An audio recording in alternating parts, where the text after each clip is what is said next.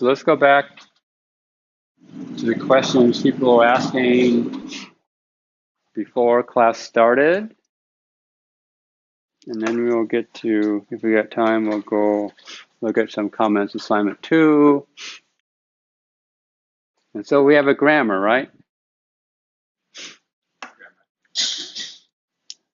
Last name.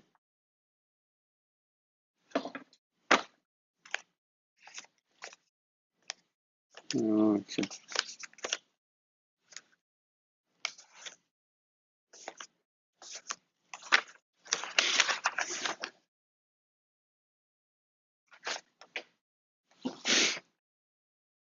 we've got a grammar, right?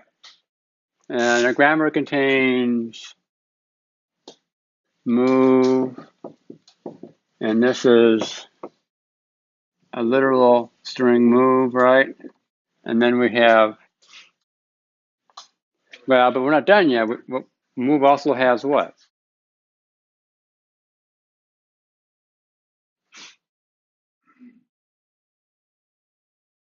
Number or var, right? And then we've got turn, which is again just turn, and then the same thing, right? Right, and then we've got pin up, pin down, and they're just both, it's just, right? It's a string, right? And then we've got assignment, right? And we have the repeat, right? And so now that's my grammar. How do I now, my program is move 10, turn 90, move 10, right? How do I parse this using that grammar?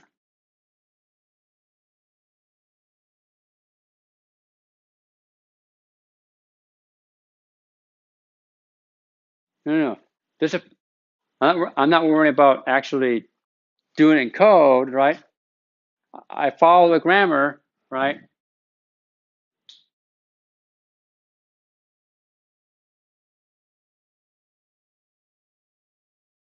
And then what?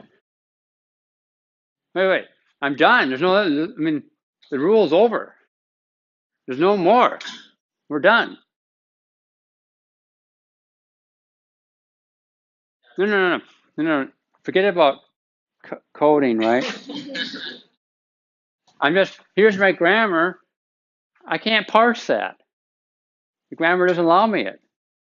Because once I start a move, I get the move, then I get a number of var, and I go down number of var. I'm missing a grammar rule here, right? And so what we need is,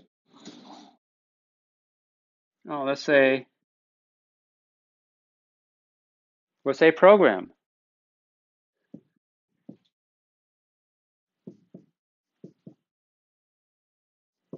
And then I'll use a shortcut of, there's a bunch of statements.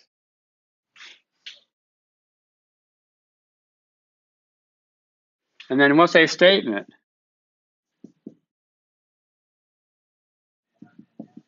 Yeah, so it's move or it's a turn, right? No, but we already have the repeat, right? So the star means one or more instances of a statement. But if I wanted to, I could then put statement again, right?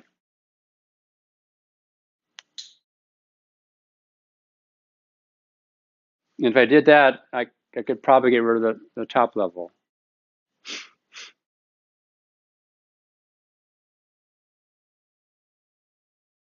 And so then, Yeah, what everyone's doing is they're like, oh, when I do this, I'm just going to put it into an array, right?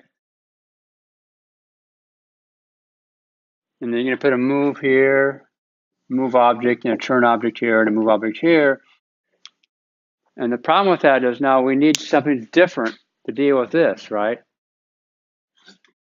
And so there's, well, we do the top level, and we have no place to put that, right? And then we have, oh, I've got a move class and a turn class and a move, right? And they then can handle the moving and turning. But now what you have, you got this freestanding for loop that says, oh, loop over this array, but where do I put it? And the problem is you're missing a top level, right, grammar rule. You know, the repeated expression is a separate, right? Separate. Now I'm just looking at our grammar, right? I'm not talking about parsing, and we don't want to use the word command because then some people start thinking of a command pattern, which is something different, right? Statement, like I see statement also as a yes, and that means, of course, then the thing is not a linear list, right? There's a linear component to it, but well, no, I got all kinds of board, right? I mean, I could now have a program, right? And then I could have, I don't know, a move, and then a turn, and then I could have a repeat, right? And this repeat could have a move, and then a turn, and then a repeat, right?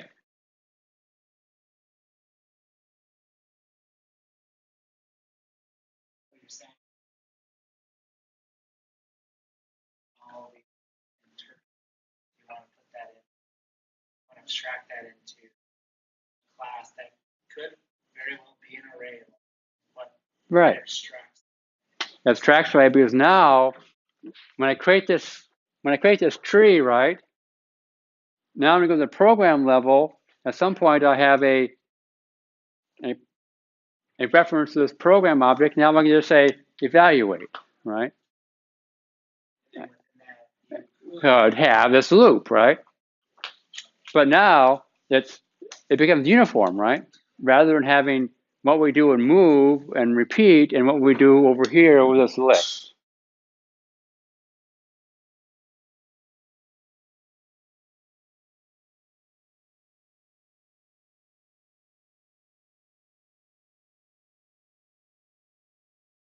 I want to have the program via parsing.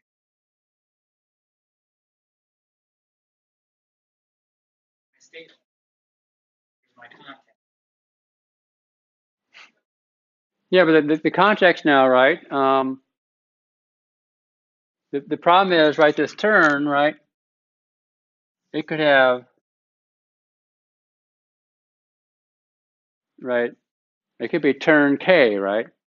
And then I could have a, assignment statement where, I'm saying that K is equal to 5, and then I could have another one here, right? Where I say, assignment statement where K is equal to 10 now. You would still put that in the program as a statement. Oh no, this is assignment statement, right? And that's one of the grammar rules. But what does that assignment statement do?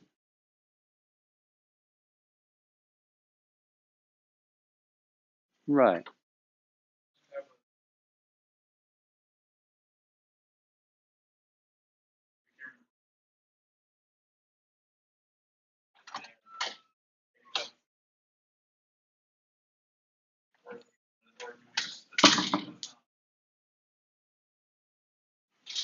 Well,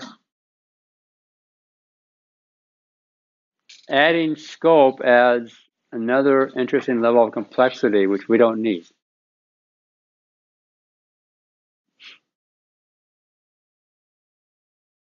So we'll just use global scope, right?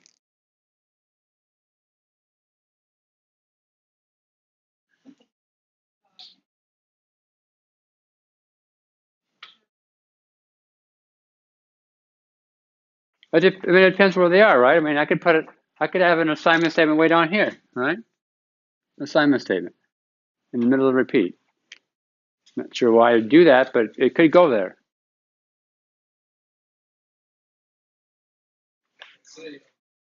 Let's say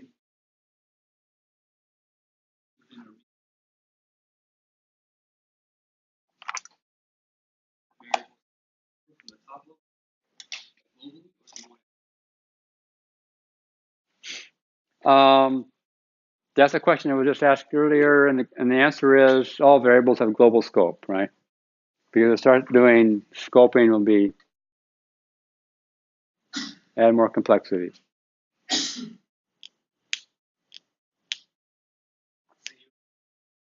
so assignment is basically Right. you need to build it.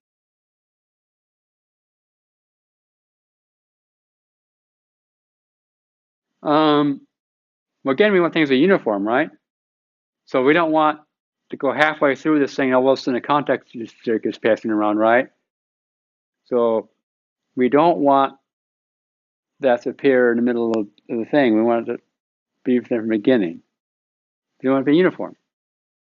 But you don't know where it's going to appear, right? You should get that. You should get the entire sustained parser. Yeah, so we build this tree, right? But building a tree, you want to be independent of actually evaluating the tree. Because as soon as they get tied together, it gets more complicated. We build the tree, here's the tree, now I can run, I can evaluate it.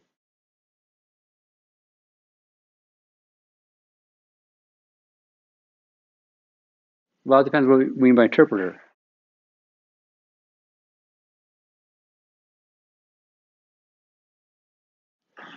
Well,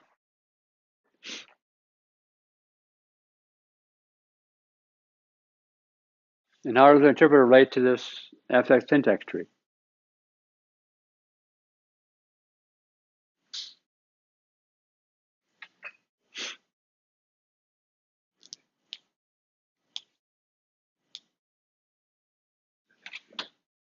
No, once you have the syntax tree, how do you interpret it?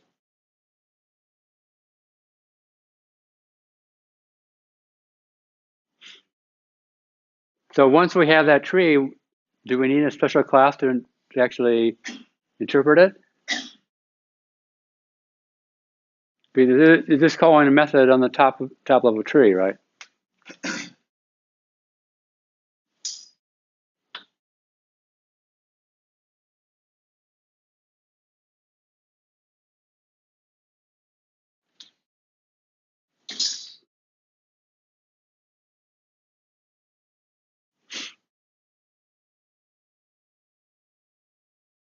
There's building a tree, right? And then interpreting is one method call.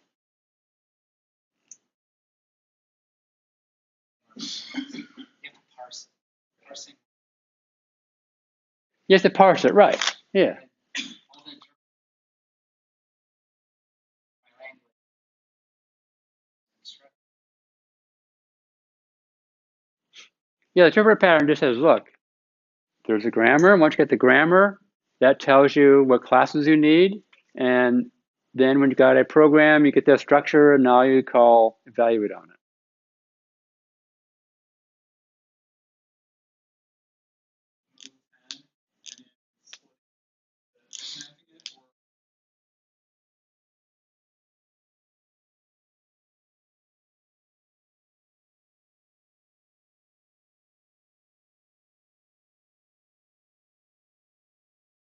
Well, the problem now is you got, and that's actually going back to your original question before class, right? Because now you have move 10, and if that's all we have, then it's easy to deal with, right? Because then in your move class, you just have reference 10, and then when you evaluate, you just, but the problem is you could also have move, right? And now we have two different things, right? And how do we handle these two different things? And that was your original question. The original question was low level, like, but that was the intent of your question, right? How do I handle these two situations?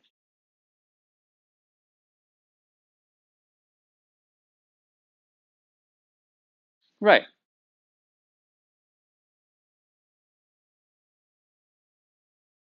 Lecture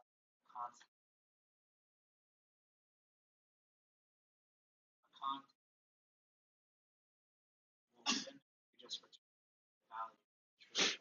So his original question was this, right? I mean, that's what he was trying to get at, but he was at a lower level saying, well, should I do it as a move class? And the move class then is going to have a 10 and a move and then a, right? And then, of course, what happens is we call evaluate on this, right? And then what it's going to do is it's called evaluate on that. But the problem is now we get your question, right, is then how do I return the value?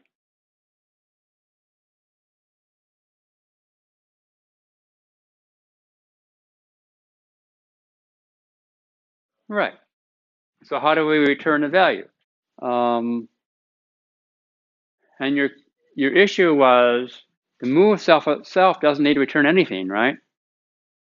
But if you want to evaluate this uniformly, right, and we don't want an if statement inside here saying if it's a constant, do this, if it's a, right, which you normally want to avoid, right, then we need to do this situation, and then that evaluate function has to return something.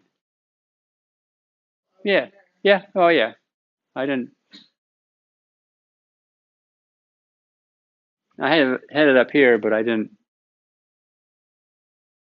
So then we return something, but then most of the time when we return, we ignore it, right?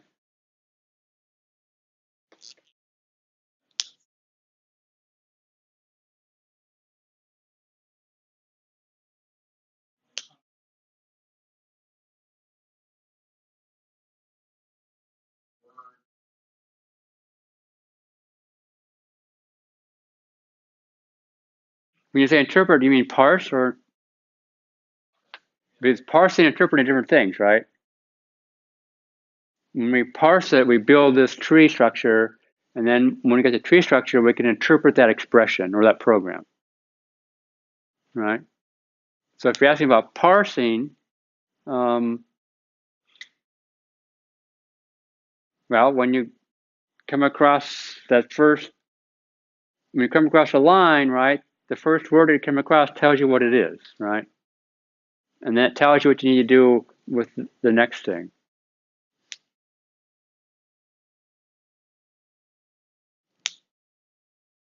Will we be interpreting move separately, and then hash k? So we'll do hash k dot you do move.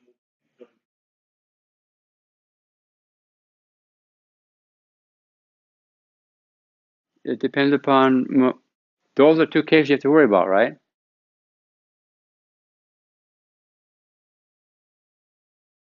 Turn has a repeat, it has to have how many times you want to repeat, right? You read that. You're building a parser, so you obviously know the structure. Sure. That parser is going to be specific. your instruction. Would go through move your number, whether or not you want to put it in a rapid. Same thing with move variable.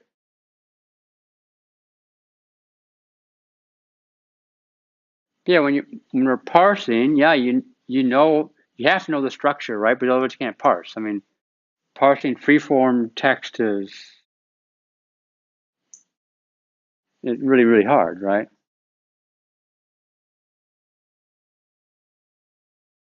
And so when you're parsing, you come across move, you know the next thing either has to be on that line has to be an integer or it has to be a variable, right? And you can tell that by looking at the first character of that string, right? If it was a pound sign, it's a variable. Otherwise, it has to be an integer. Probably the pound sign. That's the only thing that's for variable, right? And that whole like typo. Another typo, right? It's always another typo. So it would need the same hashtag sign. Right. Yeah. You only have to worry about the pound sign, right?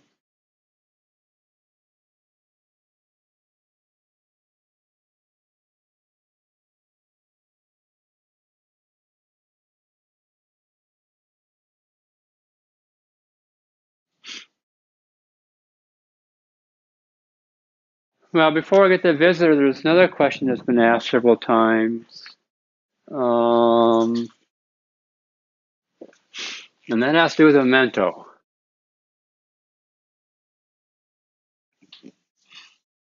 In the memento pattern, right, when you read the pattern and look at the structure, there's the originator, right? And then there's the caretaker, and then what was the third one? What? No, there's in the pattern there's three different characters involved, right? The originator and the caretaker, and what's the third one? Memento, okay. Now, in some patterns,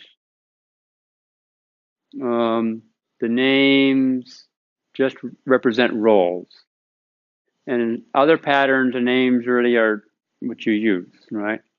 So in the iterator pattern, I mean, the class you build usually is iterator something, right? Because that's what we all know it as, and so we call it iterator, right? The memento pattern, the names represent roles. How do we know that? Well, what does the originator do in the memento pattern? It's not a trick question.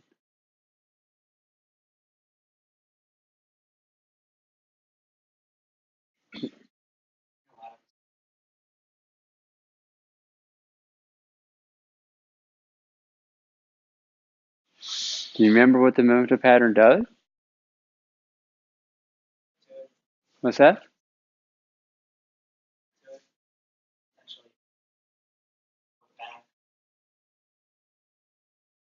Right. So you save the state so you can go back to where it previously was.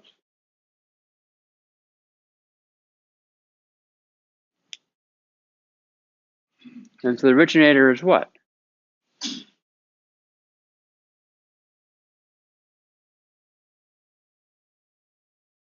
Yeah, it's the thing that holds the state you want to save, right? And so in our assignment, what's the originator? The turtle, right. So if you have a class called originator,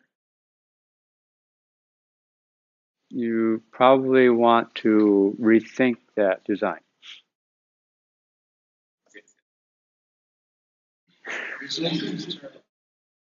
If you've got a class called originator, you may want to rethink that design.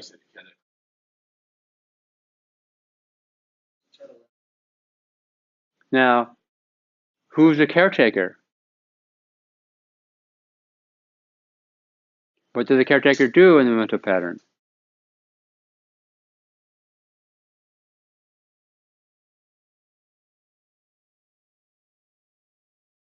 What's that? It holds all the mementos, right? So who's going to hold the mementos in your assignment? I heard an answer, but there was, so.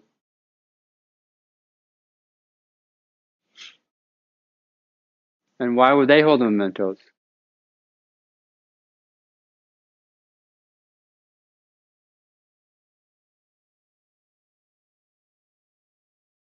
Then how do we get to the mementos?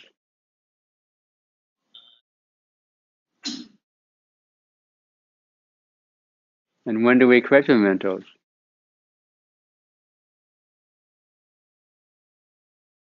And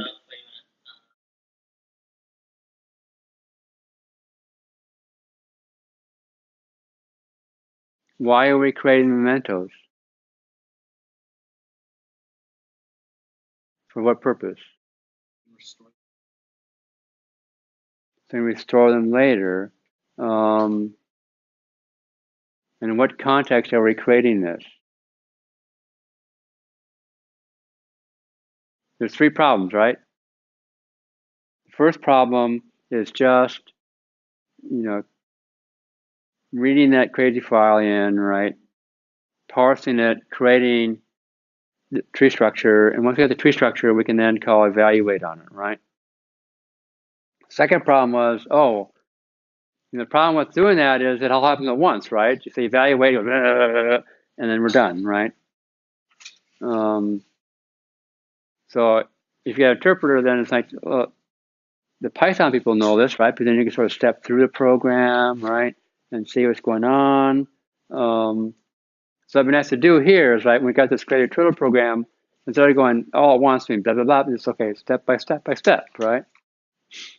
And so you want to use a visitor pattern to do this for us.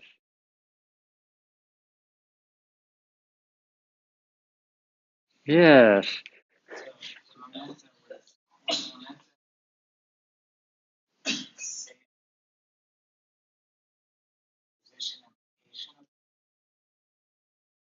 The state of the turtle, right? And pan up or pan down, right? In direction. But now, we want to keep the structure you're visiting and visitors as independent as possible, right? We want the least coupling as possible between the two, right? And so the visitor has to know a lot about the structure it's visiting, right? Has to know all the different types of things that are in there, and has to know what to do at each location, right?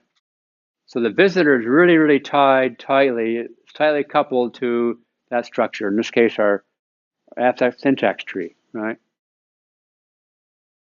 So from the other side, then we're like, okay, how can we reduce the coupling between the abstract syntax tree and the turtle, right?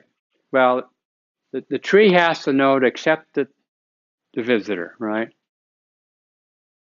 Each node has to know, has an accept method, and has to know, okay, okay, if we come here, if you come here, then next thing you have to go is go there, then you go here, right? So you have to worry about how to get the visitor to move through this tree, right? And that's all. Well, the visitor can do that, right? Could possibly do it, or we could embed that into our tree. But that's all we want the tree to know about the visitor, right? It's going to accept it, and then we have to call, visit me Anu, and then the visitor does something, right?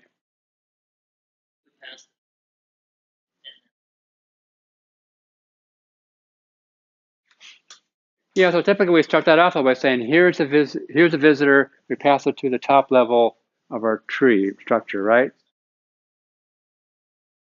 And then,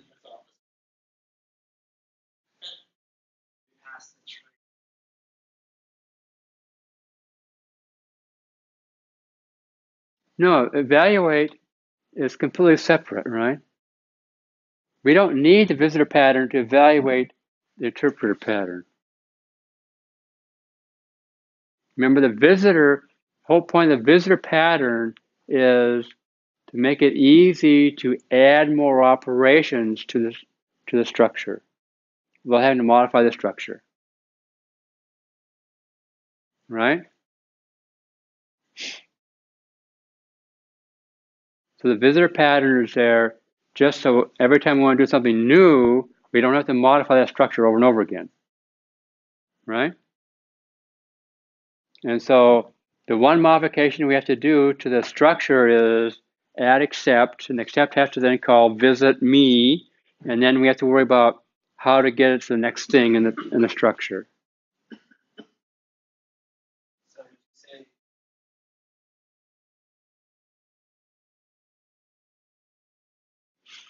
Yeah,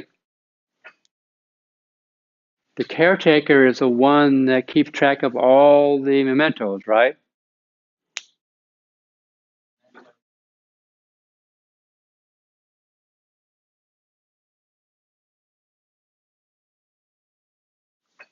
Yeah, I mean it's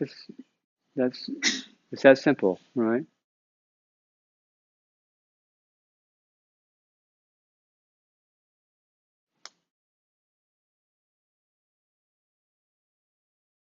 When you say structure, you're talking parse tree.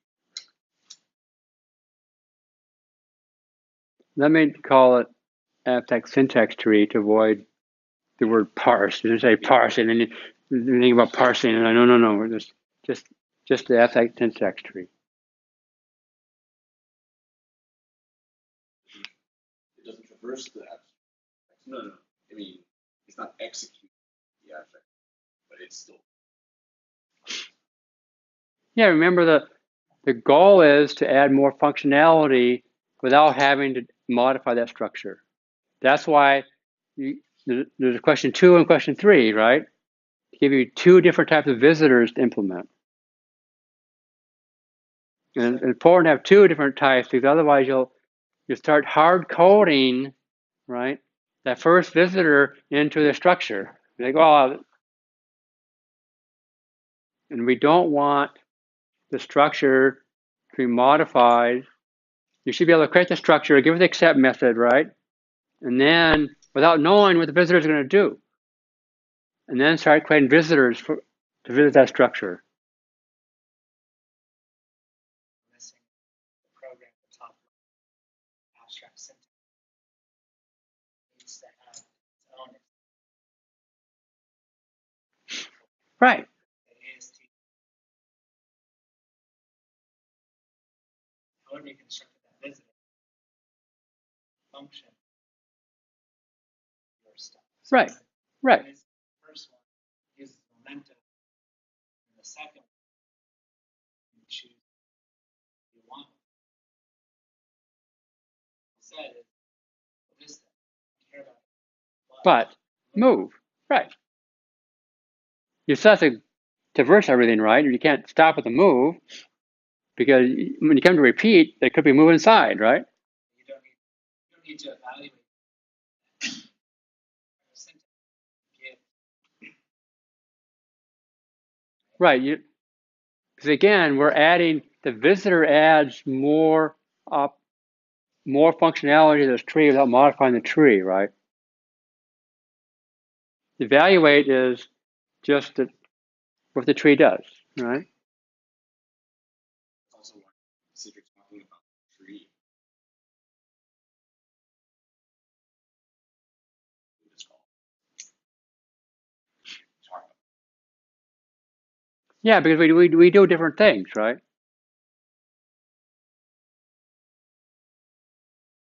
Well,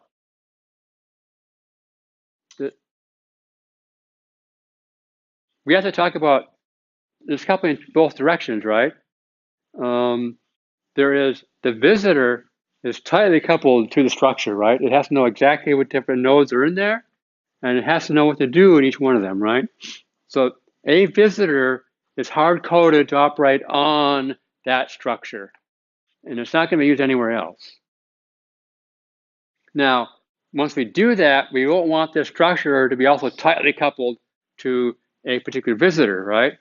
Because then we're really, we can't change anything, right? Now, the visitor, right, it has to know what the turtle, but it's going to collect mementos, right? So it has to know what a turtle is, and knows to get mementos out of it, right? And maybe so that visitor for number 2, right, is going to be has to know about the turtle. But then we asked, do you want the turtle now to know about a visitor? As soon as a turtle knows about a visitor, we're in trouble because we can create other visitors, right, that do different things. Maybe we create another visitor to just count how many operations are in, right, are in our tree.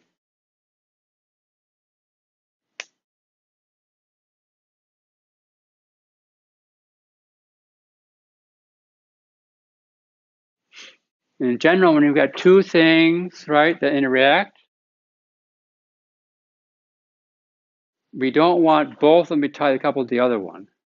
There are times when it happens, but we want to avoid it because as soon as A is tightly coupled to B and B is tightly coupled to A, they have to go together, right? And it becomes hard to implement them because you have to build them up at the same time. We can't build one and then build the other, right? So if your turtle has to know intimately about visitors, and we're building visitors about turtles, then you have to sort of build them both at the same time, and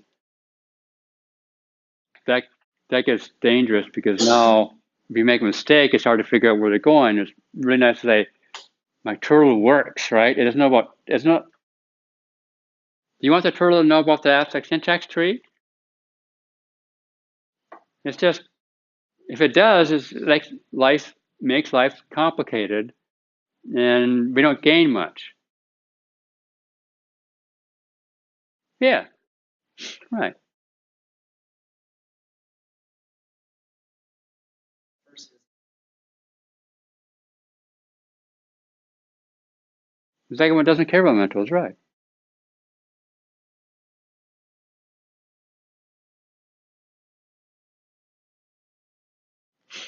And again, that's why there's 2 of them, right? And different visitors can do completely different things. They're independent things, right? As long as you implement your visit and accept methods correctly, then you just, they still have to interact with the structure they're visiting, right, and get things done.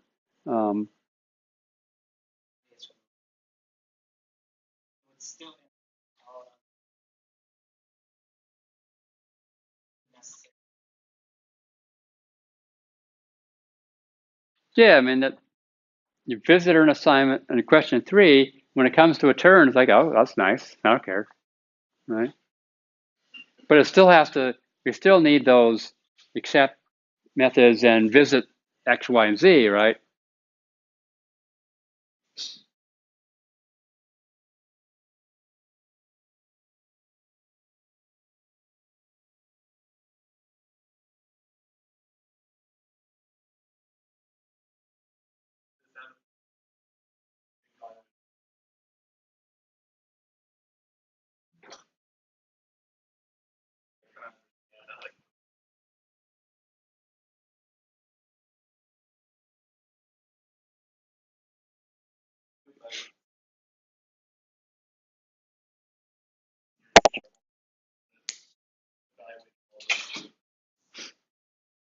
Well, the program and the repeat are compound structures, right?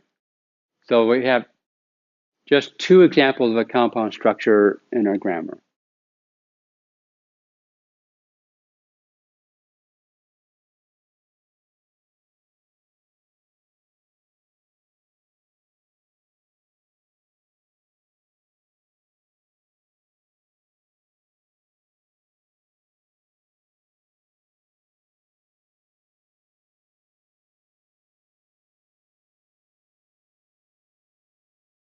Any other questions?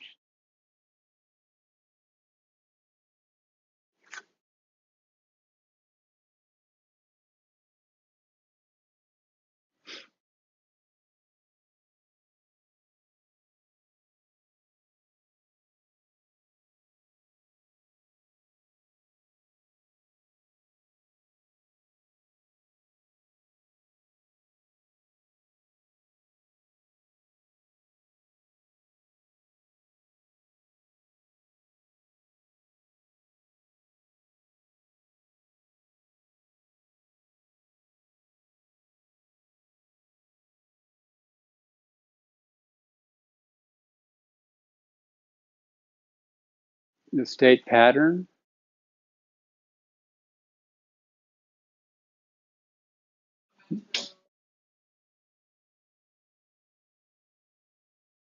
One has to be careful in that we talk about object having state, right? And we talk about the state pattern. And those are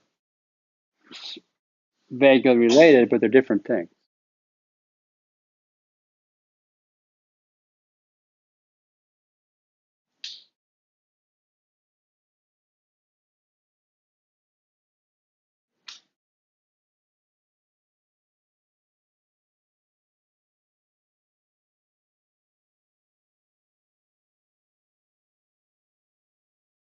The state pattern does not talk about saving the state.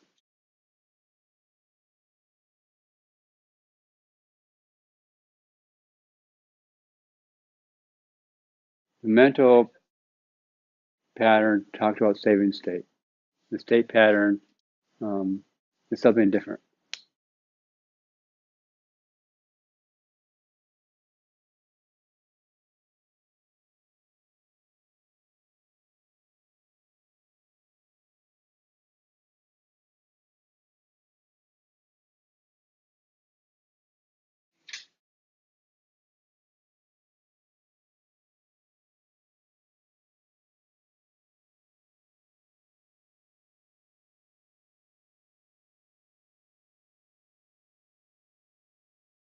So the question is, what's the difference between cloning an object and saving its state?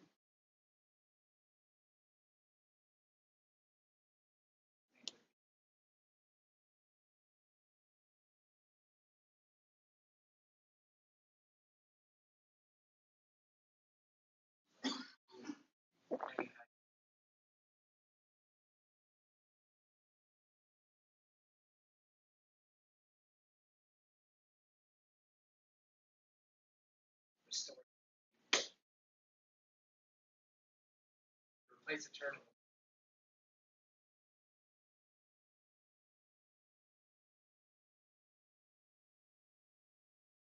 Position it.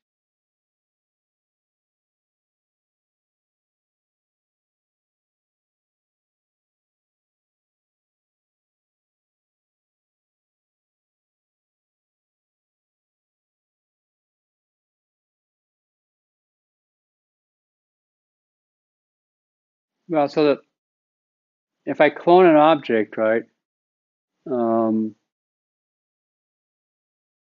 theory, it's possible to change its state afterwards, right? Because if I clone a turtle object, I have another turtle object, and I can call methods like pen up or pen down or move or turn, right? And that changes the state, so I can no longer use it to revert back to the original state.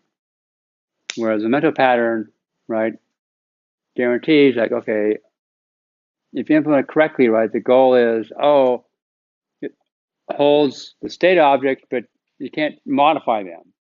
And at least in the Java world, you can then implement it so that only the originator can actually grab the values out again, right? So that makes it safer. Now, like the Python people say, well, come on, we're going to hire good programmers, so they'll never do that. So we can clone away, right? But that's what the mentoring pattern talks about this, right? It does two things, right? It saves the state of the object in such a way that, right?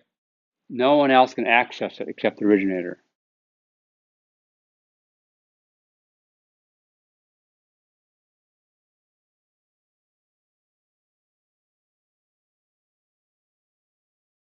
Yeah, and so in this case, only the turtle, once I create the memento, I was like, can I get values out of it? No. I have to send it back to the turtle, and the turtle then can grab the things out and Value. Anything. Just like well, an object only has state and methods, right? And memento only deals with the state side.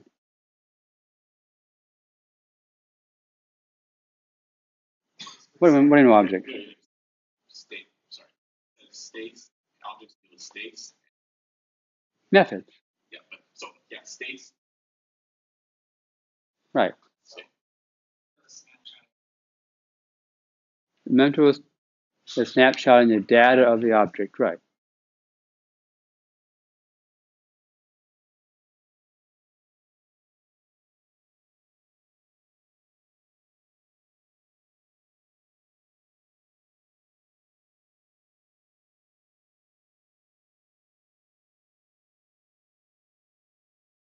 Right.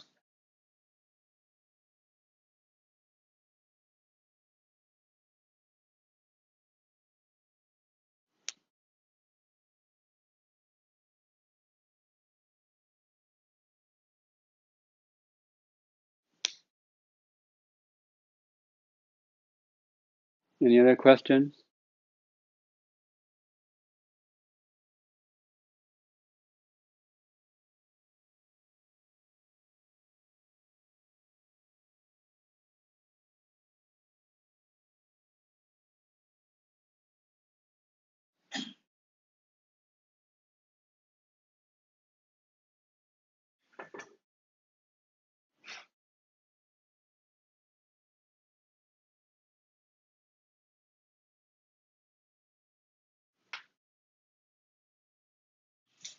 In that case, we'll take a few minutes to look at some comments.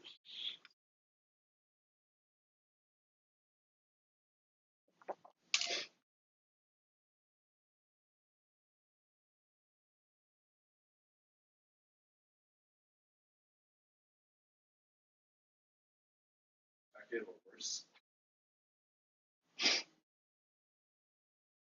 Some people did fine, other people didn't do as well.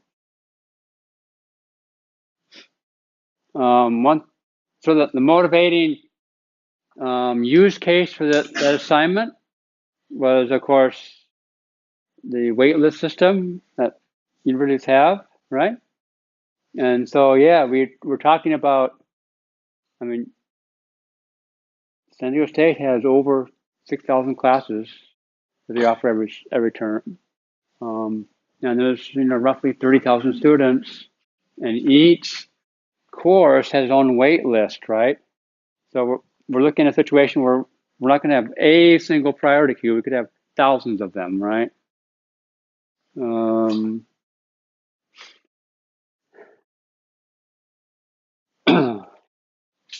We talked about this early on, right? It's nice to keep classes simple, have them a cohesive, right, set of operations. And do we really want the priority queue to keep track of its history, right? Part of the problem is there can be lots of times when we don't care about the history, right? When you got a priority queue in the operating system that's keeping track of all the threads and when they should be scheduled, you don't want a history of that, right? It's like, no, that's that's gonna be, those are change coming and going all the time, right? And so we don't care. And so do you really want to build a sort of generic data structure to keep track of its history? No. If we do we really want then to actually give people access to it? And once they get access to it, then they can manipulate it? Probably not, right? And when you're defining classes, when you've got fields, it's nice to put them all in one place. When you start interspersing code and field definitions, it's hard to find them, particularly if like there's some at the beginning and some at the end and a few scattered in the middle. It's like, where did this come from? It's like, I look through the list of all your fields and I come across this method that's using this field, where is it? And then you have to go through the entire source code to find, oh, it's defined at the end, and all that one's defined in the middle. So either do it all at the beginning, all at the end, but don't, it's one or the other. Not about you, but when I look at a class, the first thing I do is, tell me all its data. Okay, now I know, now I can move on and look at the methods and, so yeah, do you really want that? No. Do you really want to let the world access it? No. And yeah, don't define things, all your fields in one spot. Do we need to restrict our priority queue to students? Why? It's a priority queue, right? So why not? Why just students? Comparable. If we're already using a strategy pattern to tell how to compare them or figure what the priority should be, do I need it to be comparable? Not really, right? Because the strategy takes care of that.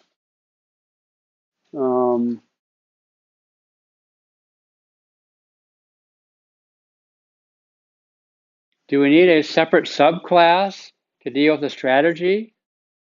Not really. Why?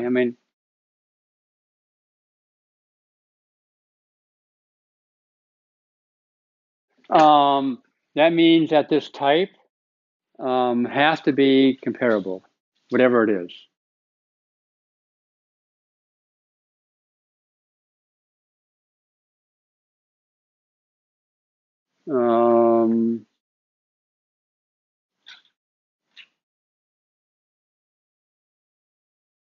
So it's like, wait, no. There's a class, so it starts with a capital letter. And do we need to have it extend student? Well, no, because our use case is student doesn't mean that, priority queue is a generic structure, right? And that's part of it, we talked about procedural cohesion, right? Where you're building a thing for a particular context. You don't think about outside the context. It's like, yeah, in the context of assignment, why not make it extend student? But there's no real need, right? And when you get out of the assignment and say, oh, here's a priority queue, and you go, why does it only accept students? Why does the strategy only work on students?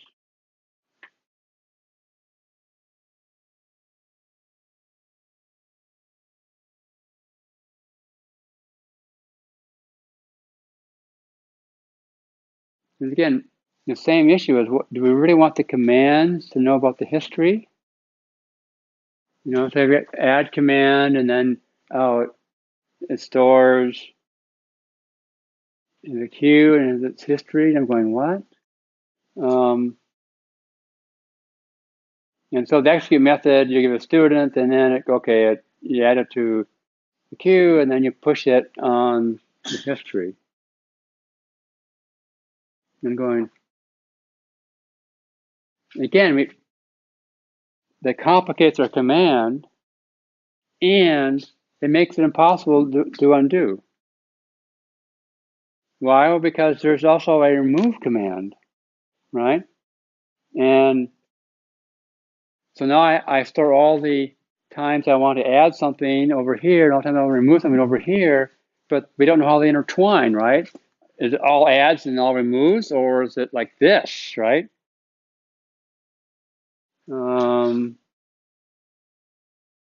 what happens when I create a bunch, I create, some students, and I add and remove, and then I can add and remove and like,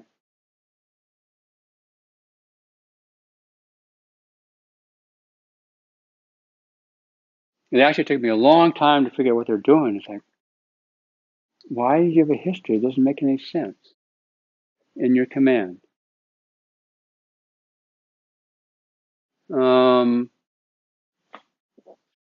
Command invoker, and then it stores a command. I give it a command, and then I can execute it.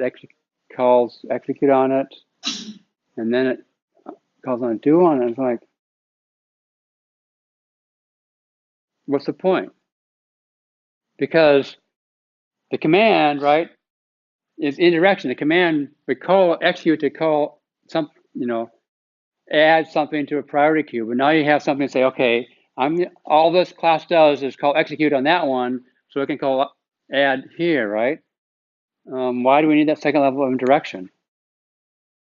And there's no history, right? So it's not like if you had a stack of commands, then we can deal with doing and undoing, but it's just execute it once. So why should I put a command inside of this command invoker just to call execute on the invoker, so I can call execute on the command? Didn't see any value, right? Just call execute on the command directly. So here, right, we've got a command class, and okay, all you do is on the constructor, you give it the receiver and the argument, right? And now I can call execute on it, and I can call undo on it.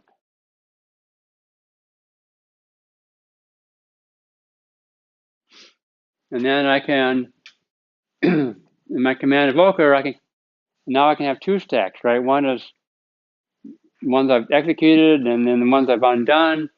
And then in my execute, I give it a command, executes it, and puts it in the done stack, right? Undo, well, I pop one off that stack and call undo on it, and then I can put it on the undone command stack, and then I can redo, right? So now I can just go back and I can execute a bunch of commands and go backwards and forwards.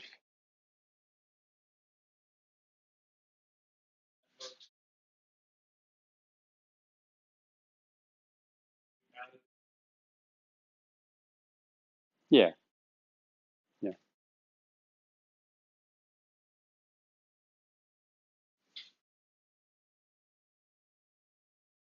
So we don't, so again, usually you don't want objects to know their own history. There may be times when you do that, but then you're creating a special purpose thing usually for one part of your program, not creating a generic structure like a priority queue.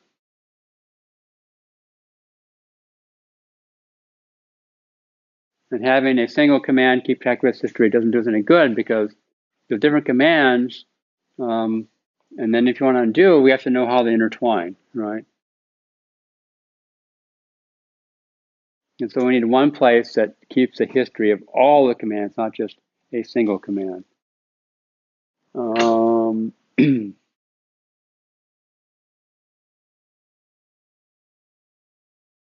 Here they're passing in the queue. And again, it's like, if you're thinking the assignment was only one queue around, so what difference does it make? But if you step back and think about the use case where we have, 6,000 queues, then it's like, you have to remember which queue to pass in at the right time, right, to undo it.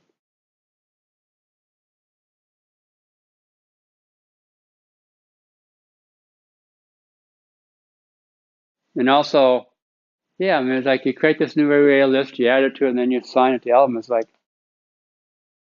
you read it and go, what? Why not just assign the elements in the new array list and add it? So instead of doing 3 lines, you've got 2 lines, and so the intent becomes clear, right?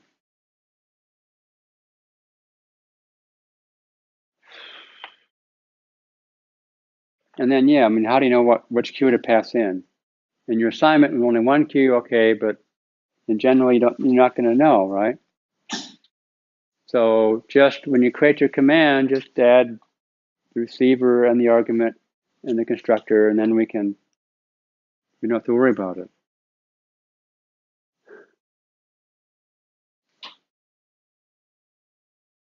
Someone created an iterator interface which extends the Java iterator, and they added has next and next, but the Java util.iterator has next and next. So why do we need a new interface? Just use the Java iterator interface.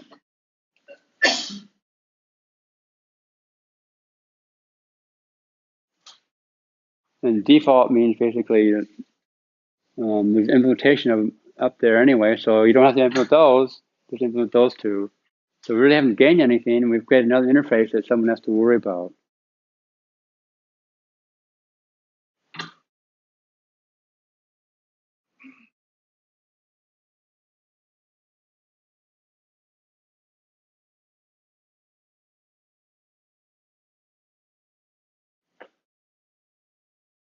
It's not clear why do we need a contextual strategy? We pass in a single strategy and then have a single method called prioritize, but just calls it. Why do we want to wrap around the strategy object? It all does is call. In the command, we do that because in the command pattern, we want to decouple, the methods we call from when we call it.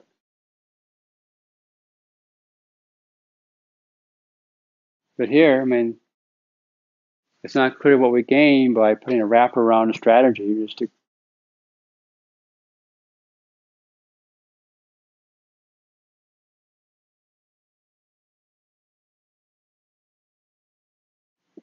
instance of should be avoided. Why? Well, because it's like a case statement, right? What happens when we add another type of command? Oh, this now fails, right? Because it's not going to take that into account. So either we don't care what happens in these cases, or we have to go and find every place where we actually use the instance of and add another if or part, right? But why not just do this, right? In both cases, on the remove command and the add command, you're calling undo execute, right? So just use polymorphism and store the command and then call undo execute on it. If we create another type of command that has to implement that method anyway, and it now works, right? We add it to this. We get the last command, and we call undo execute it, and it doesn't matter what type of command it is.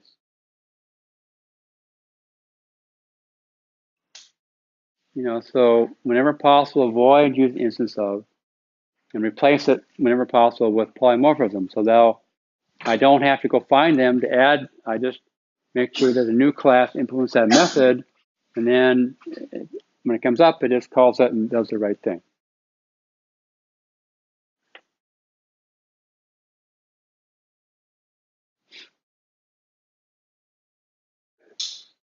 Now let's actually,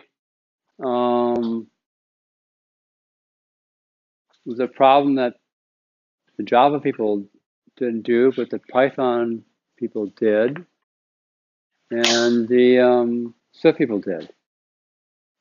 It's like, here they have the iterator index inside the priority queue, right? They keep track of where you are in the iterator.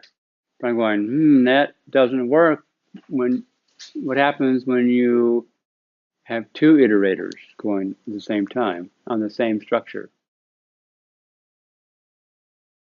Oh, and what happens if you have one iterator, you go through it, and now you create another iterator? Oh, did you change that index to go back to 0 or not? Right?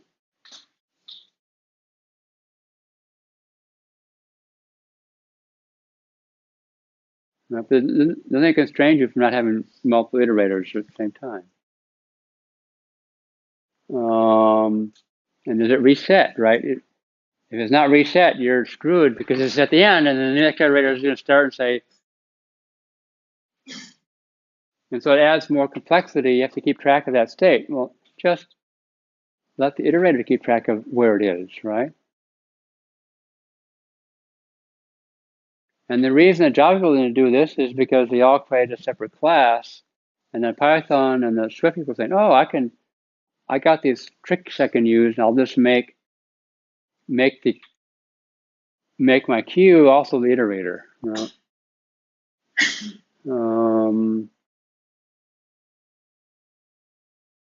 Do we need the iterator to be a subclass of the priority? No, that's a bad idea because the iterator now has next and next with all the other methods.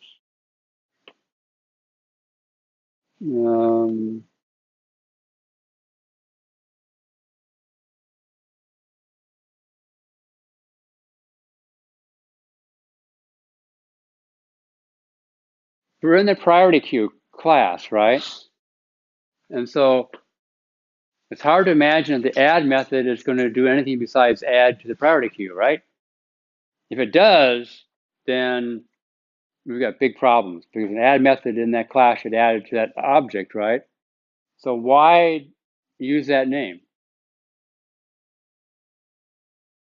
Just do add, right?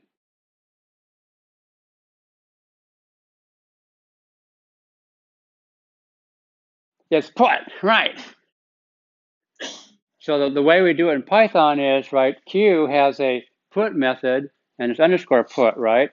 And then you implement that, and that then, your parent class then has a put method that you call, right? So just,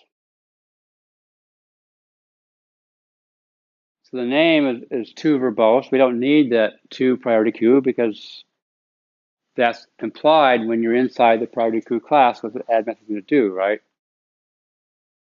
And then, use your built-in tools already.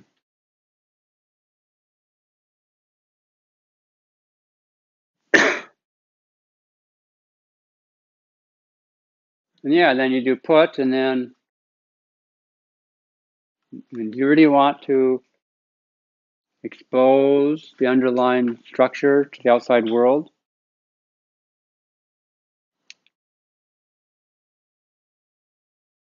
In general, no, right? I mean, yeah, it's true. You're Python, so all your fields are public anyway, so you can always access them. But do you want to advertise it? And, here's my internal structure.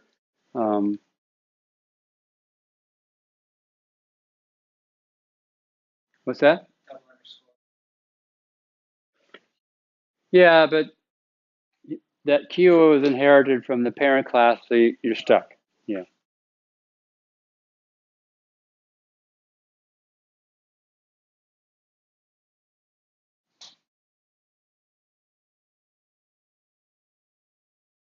And that's all the time we have